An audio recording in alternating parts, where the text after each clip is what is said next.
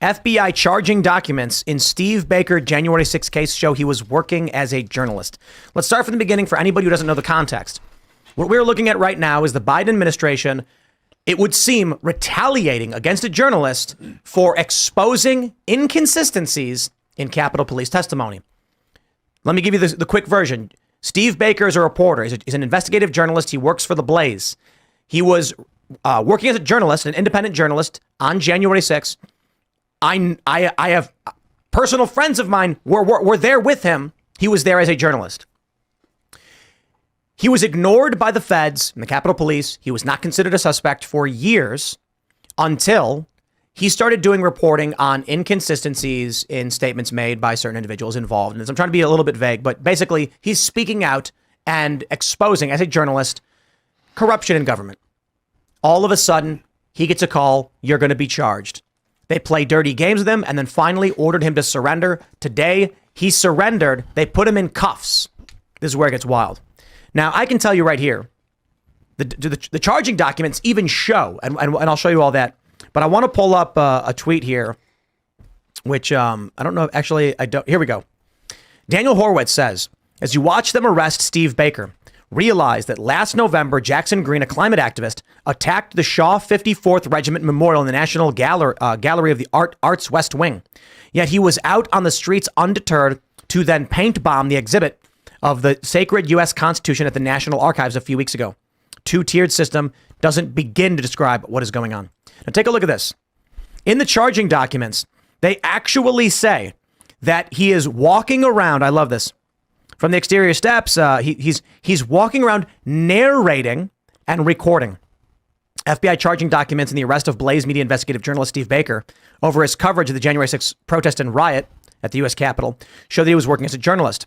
Charging documents describe Baker working as a journalist while at the U.S. Capitol. The documents state that Baker had been video recording the event and providing commentary as to what had been occurring inside and outside the Capitol building. In figure 3 on page 4 of the charging document, it states, at approximately 1:19 p.m., Baker recorded his approach toward a double fence manned police line at the base of the West Plaza. Baker moved past a black damaged half fence onto steps leading up to the police positioned bicycle racks. In figure 10 on page 8, the FBI describes Baker as performing the actions of a journalist. This includes the federal agency referring to Baker as a narrator in a video that has been captured from both inside and outside the Capitol. In the video, Baker reports the events that had been occurring, specifically the police killing of conservative veteran Ashley Babbitt, the U.S. Capitol Police Department's response to the riot, and city officials announcing that a curfew had been set. Now let's just add one more layer to this. There are dozens of other journalists, some who were even with this guy as they were covering January 6th, who have not been charged, face no charges. In one instance, one individual doing the exact same thing in the exact same capacity didn't get charged. And the speculation is when he reported this, he called them insurrectionists. And by doing so, they said, OK, you're fine. You're good. But this guy's on the other side. He's an opposition journalist. He covers January 6th. He says, here's what's happening. They say, you're under arrest. You're an insurrectionist. My outrage is no longer with the government doing these kind of things, because they've been doing them the entire time that President Biden has been in office. They've been doing them leading up to President Biden getting into office with the essentially opposition inside the government to President Trump and anything he was trying to get done. I am no longer outraged with the government. I am now outraged that people are accepting this, and not that there are not enough people standing up and saying this is going to literally ruin our country. Because if we cannot trust that our government can be trusted, at least generally, right? Like, now, if the government is dealing with a conservative, they are not going to be dealt with fairly. 100%. There is no doubt in anyone's mind. And if you do get treated fairly or get treated well, it becomes something worthy of making a remark about. Oh, wow, they actually were nice to him. Oh, wow, look, man, Kyle Rittenhouse got off. Amazing. No, it should have been plainly obvious, and he shouldn't have even been in jail. The idea that the government does not target and attack conservatives, anyone that isn't politically correct, essentially, like it is no longer acceptable to say, oh, we're angry with the government. It is now time to start looking at our fellow Americans and saying, why aren't you paying attention to this? Why are you allowing this? Why are you accepting this? But I think that's not true. When we went over that story yesterday, they did a poll and found 65% of 18 to 24-year-olds believe that Donald Trump will shake up this country for the better. You look at the presidential polls, Trump is winning. It's an inversion from where we were 4 years ago. I think more and more people are actually paying attention. And the hope everyone has is, I think the far left extremists of this country are begging for someone to act a fool, to act out, to help them destabilize the country. 100%. And I think the people who are paying attention are listening to shows like this, or shows like, listening to people like Glenn Greenwald, Sticks X and Hammer, Steven Crowder, and they know we have to muster up everything we can to win in November. And I want to stress this. I'm not going to sit here and play a game and say November is an election. November is the battlefield. It is political.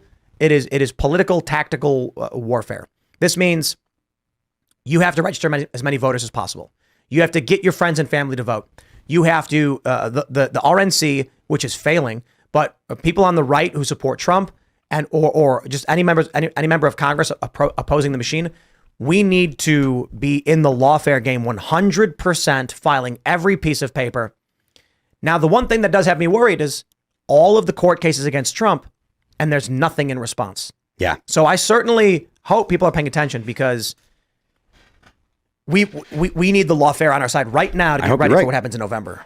Yeah, and this is not the time to maybe you're realizing what's going on is a little bit insane. No matter what political party you adhere to, you're like, what? Talking to your friends about it is not enough right now. You need to speak up publicly. These are the things that make people get in the street and riot, or you use your voice on the internet. Now we don't have to riot as much because we have internet video, so we can complain and protest on the internet. We don't have to form these dangerous mobs, but you got to be loud publicly about this right now if you want to be one of the ones that spoke up. Yeah, I don't think this is complicated at all. The framers of the Constitution did not trust the government. They believed that we the people had the right to hold the government accountable, and that's why they wrote the document, particularly about the free press. And right now, the press is not free if you're standing for freedom. There's a corporate press. They're not journalists. They're operatives. They're part of the influence operation that's going on right now. Baker and others, they're journalists actually trying to do what the framers of the Constitution intended for journalists to do, to hold accountable these governments, our government, the federal government, because corruption is rampant. And right now we've got the most corrupt federal government we've ever seen in our lifetime. You served in the Trump administration. I did. How long were you in the Army? 28 years. It's a long time to serve your country, and now to have said what you just said, a corrupt federal government. I don't even know what the right question is. How does that feel? Like, what's your frame of mind? So, how I feel, I try to capture it in some of the, this book behind me is in first person. And the big dilemma that I see for how I feel, and what I capture with Garrett Sinclair in the Phalanx Code, is that is everything that I have done, that Garrett Sinclair fictionally has done, losing people in combat, is it worth it? Was it worth it? After the Afghanistan folly that went, when everybody was on vacation, that 3 Augusts ago, and all of that unraveled so quickly. I had soldiers calling me that had served with me, crying, saying, "Serge, was this all in vain?" They broke a generation. This administration broke a generation of soldiers, 20 years of soldiers, rotating in and out of Afghanistan, believing that they're doing the duty that was asked of them to preserve and protect our nation. And this administration, this Secretary of Defense, this president abandoned those veterans by not holding anybody accountable for what transpired. And they fundamentally broke NATO, which I know we'll talk about in a little while. Yeah, can you explain that? We were talking about that before the show, the breaking of NATO. Yeah, so, when I was the undersecretary performing those duties, I always talked to my Brit, French, other NATO counterparts that we had come in together to NATO or into Afghanistan as NATO. We adjusted together and we were going to leave together whenever that was. And this administration, they just left. They did no coordination. They left 29 other partner nations, allied nations, to fend for themselves. And, Afghanistan's a big country with very poor infrastructure, and the Taliban was sweeping across. I know for a fact there was a lot of anger throughout many, many NATO nations. And so NATO was fundamentally broken coming out of Afghanistan. And so why do you think Biden and Blinken, et cetera, did nothing as Russia started moving to the border of Ukraine and through Belarus? What unifies any entity the best? And that's a common threat. And so in the wake of breaking NATO, they saw an opportunity, political craven opportunity, to do nothing. There was no engagement. There was no conversation. Russia just moved to the border. There was no, summit, try to intervene or stop it, because it brought NATO together with a common enemy. And then think about what happened at the very beginning of that war. Biden and Blinken offer Zelensky a ride out because their intelligence was so bad as it was in Afghanistan. And Zelensky said, I don't need a ride out. I need ammo, man. And so think about that headline, though, if that had been Trump. It would have been, Trump offers to Putin to decapitate the Ukrainian government on the eve of invasion. Instead, these information operatives in the corporate media just let it go. Thanks for watching this clip from the Timcast IRL podcast. Hang out with us live Monday through Friday at 8 p.m. and become a member over at timcast.com for uncensored, members-only shows exclusive. Thanks for hanging out, and we'll see you all next time.